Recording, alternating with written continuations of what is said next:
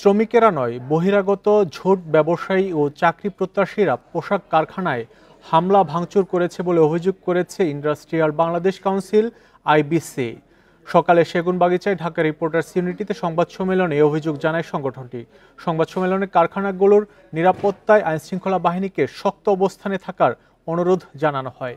সাধারণ পোশাক শ্রমিকদের গণহারে গ্রেপ্তার, হয়রানি বন্ধের আহ্বান জানিয়ে আইবিসির নেতারা সংবাদ সম্মেলনে নোটিশ ছাড়া হঠাৎ করে কোনো কারখানা বন্ধ না করা, বন্ধ হয়ে যাওয়া কারখানা চালু উদ্যোগ সহ 10 দফা দাবি জানায়।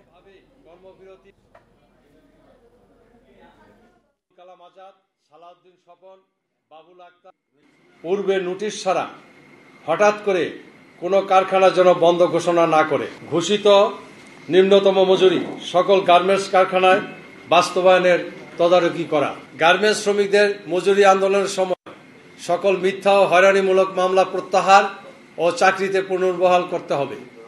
5